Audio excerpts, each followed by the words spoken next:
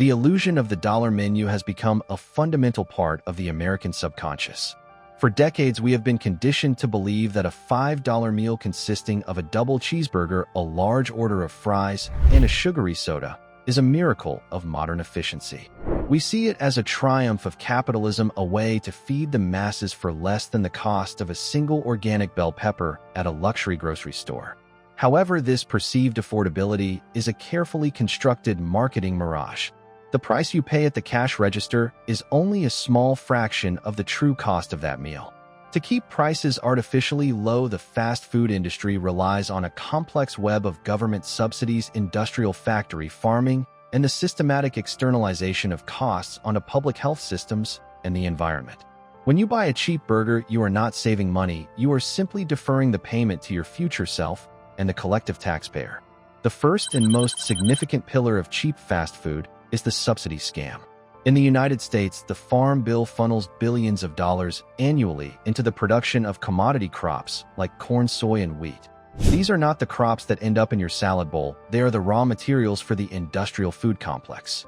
Corn is processed into high-fructose corn syrup, the primary sweetener in soda, and used as cheap feed for cattle. Soy is turned into vegetable oils and emulsifiers that give fast food its hyper-palatable texture.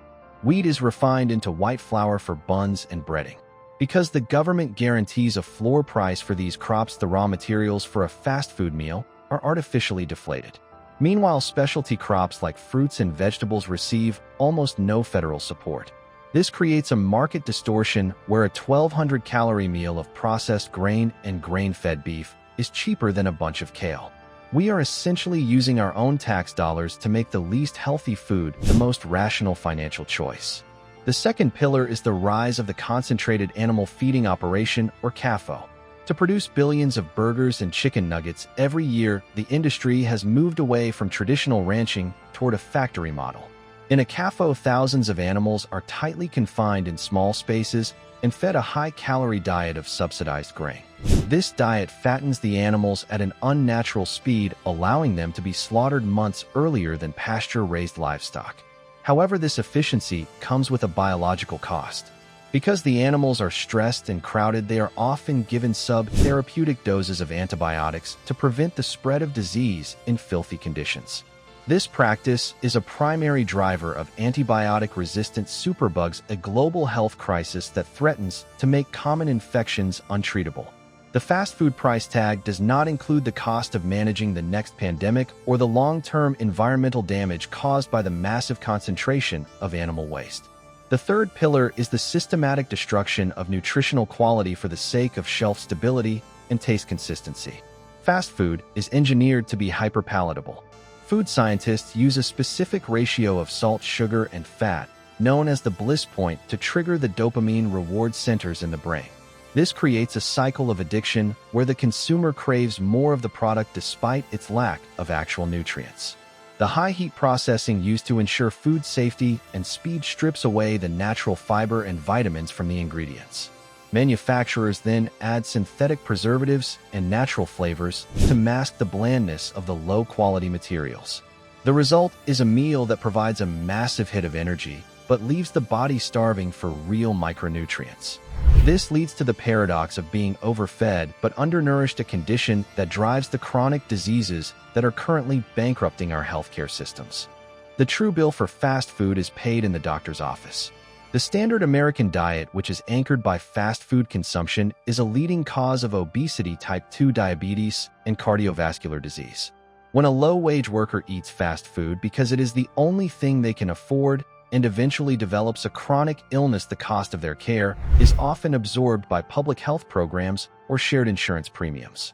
The fast food corporation pockets the profit from the $5 meal, but society pays the $50,000 bill for the resulting heart surgery or lifetime of insulin treatments. This is the definition of an externalized cost. By keeping the price at the register low, the industry pushes the long-term financial burden of its products onto the public.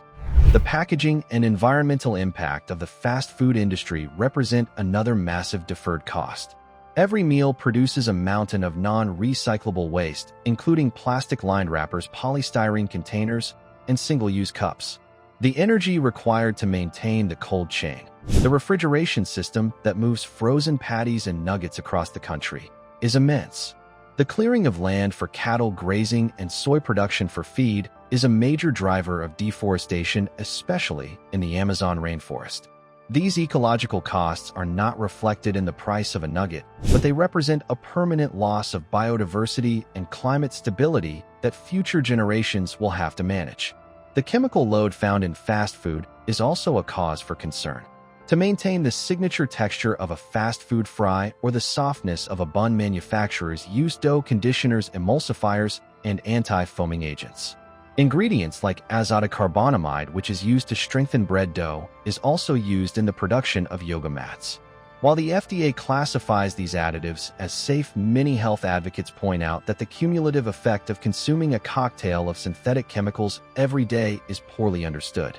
When combined with the high levels of sodium and oxidized seed oils, these chemicals contribute to systemic inflammation, which is the root cause of nearly every modern metabolic disease.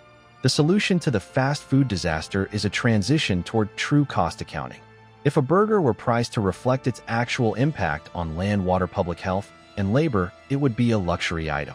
As consumers, we must realize that there is no such thing as cheap food. If you aren't paying the price at the counter, you are paying it with your health, your taxes, and the environment. Reclaiming our vitality requires us to stop supporting a system that treats food as a commodity rather than a source of life. True food security comes from decentralized local food systems that prioritize soil health and human nutrition over corporate profit margins. Breaking the habit of fast food is difficult because it is designed to be convenient and addictive. However, the long-term costs of the dollar menu are simply too high to ignore. By choosing to cook at home using whole ingredients, even if it takes more time and appears to cost more in the short term, we are making an investment in our future. We must demand an end to the subsidies that favor industrial monocrops and push for a food system that makes fresh, nutrient-dense food accessible to everyone. The most expensive meal you can buy is the one that costs $5 today, but 10 years of your life tomorrow. The illusion of the dollar menu has become a fundamental part of the American subconscious. For decades, we have been conditioned to believe that a $5 meal consisting of a double cheeseburger, a large order of fries, and a sugary soda is a miracle of modern efficiency. We see it as a triumph of capitalism, a way to feed the masses for less than the cost of a single organic bell pepper at a luxury grocery store.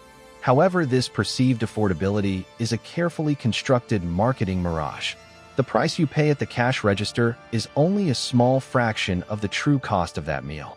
To keep prices artificially low, the fast food industry relies on a complex web of government subsidies, industrial factory farming, and the systematic externalization of costs onto public health systems and the environment.